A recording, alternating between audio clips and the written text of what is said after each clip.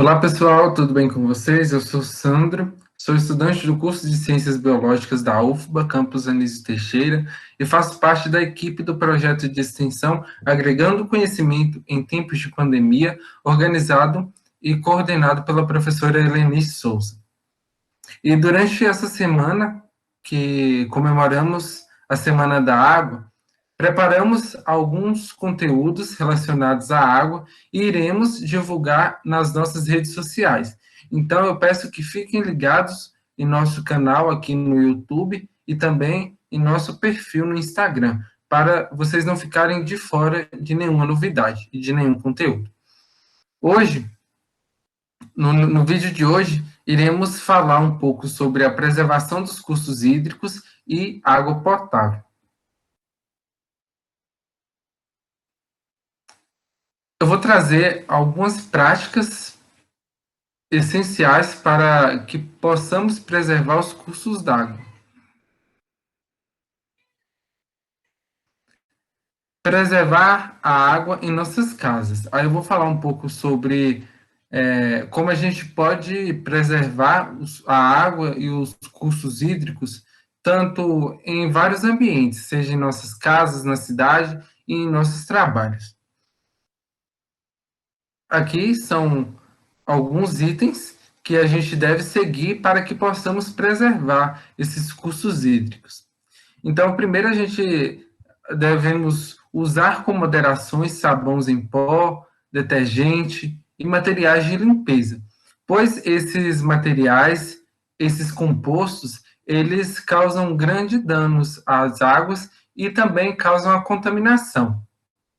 Devemos manter as torneiras sempre fechadas quando não estivermos usando e sempre estar atento a qualquer tipo de vazamento nas encanações e tubulações. O nosso esgoto de nossas casas ele deve estar ligado à rede pública de coleta e também de tratamento, para que esse esgoto ele seja tratado e devolvido à natureza com segurança. E quando há falta de esgoto, quando não há esse sistema de esgoto, é preciso manter a fossa e o filtro biológico em bom estado. Então, sempre está procurando fazer as manutenções. É preciso ter respeito às regras básicas de economia de água, como não lavar a calçada, carros, automóveis com mangueiras, sempre fechar as torneiras, reduzir o horário de banho. São práticas básicas, práticas que parecem pequenas, mas que fazem a grande diferença. E principalmente para as pessoas que moram na zona rural, é preciso construir as fossas a mais de 15 metros de distância e sempre abaixo das nascentes. Porque se construir a fossa, essas fossas para depositar o esgoto acima das nascentes, esses dejetos eles acabarão contaminando as nascentes. Então, por isso é importante construir sempre abaixo e a distância de no mínimo 15 metros. Para preservar a água no trabalho e na cidade, a gente deve procurar operar adequadamente os equipamentos de controle da poluição, como os filtros, e sempre buscar por equipamentos que controlam a poluição, tanto dos nossos carros, automóveis, quanto das indústrias e empresas.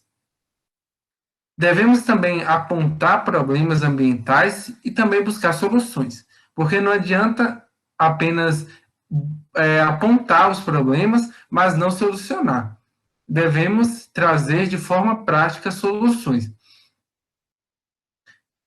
Devemos aliar a tecnologia com a preservação do meio ambiente.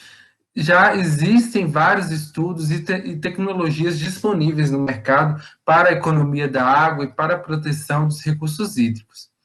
Então, devemos buscar em nossas empresas implantar essas tecnologias para que essas empresas possam ter responsabilidade tanto social quanto ambiental, que isso é muito importante. Devemos também considerar a questão ambiental em seus projetos. Então, cada projeto que a empresa for iniciar, propor, ela deve ter um plano de proteção ambiental para que esse projeto esteja conforme a preservação do meio ambiente. E também a gente nunca deve jogar lixo nas ruas, ou seja, porque esse lixo ele pode contaminar as águas, poluir as águas e também ele vai entupir bueiros e causar enchentes e demais problemas. Então são problemas, são atitudes que não está ligado diretamente ao ponto da água, mas que elas agem na preservação da água. Também devemos conservar o solo para que esse solo ele seja apto para armazenar a água. E quais são as atitudes que a gente deve tomar para essa conservação do solo? Formar e preservar as matas ciliares, que são as matas que ficam em torno da nascente e ao longo do percurso do rio. E as matas ciliares, elas servem para proteger. Assim como os nossos cílios protegem os nossos olhos, as matas ciliares protegem os cílios. Devemos também conservar as matas no topo dos morros, pois esses vegetais, essas matas, as suas raízes, eles vão fixar o solo e vai impedir que quando chover ocorra a erosão. Precisamos também manter a cobertura vegetal adequada ao relevo. É importante salientar que cada tipo de relevo tem uma determinada cobertura vegetal característica. É preciso praticar a conservação do solo, que é exigido por lei. Tem leis que regulamentam isso, a questão da conservação e a preservação do solo, que estamos preservando o solo, também estaremos preservando as águas. É preciso tratar o esgoto doméstico e o industrial, para que esse esgoto ele possa retornar, essa água do esgoto possa retornar para a natureza de forma segura e protegida, para que não cause mais danos. E é preciso depositar os lixos em locais apropriados, muito distante dos rios e também das nascentes, e procurar sempre a reciclagem e o destino correto desses lixos. Então, agora vamos falar um pouquinho sobre a água potável, o que é a água potável, quais são as características que uma água deve ter para ela ser considerada potável. Então, a água potável é aquela que é adequada e ela pode ser consumida sem risco para a saúde.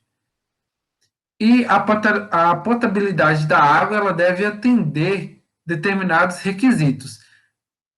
E tais requisitos eles são requisitos físicos, químicos e requisitos biológicos. Então a gente vai falar um pouco sobre esses requisitos, iniciando pelos requisitos físicos. Então a água, para ser considerada potável, ela deve ser sem cheiro, ou seja, inodora. Ela deve ser sem cor, ou seja, incolor em pequenas quantidades, e um tom azulado quando em grandes quantidades. Ela deve ter sabor indefinível, ou seja, não ter nenhum sabor, e que permita distingui-la de qualquer outro líquido. Ela também deve ser água fresca, e esse frescor ele vai depender da temperatura do ambiente. Então, esse frescor ele é, de certa forma, relativo.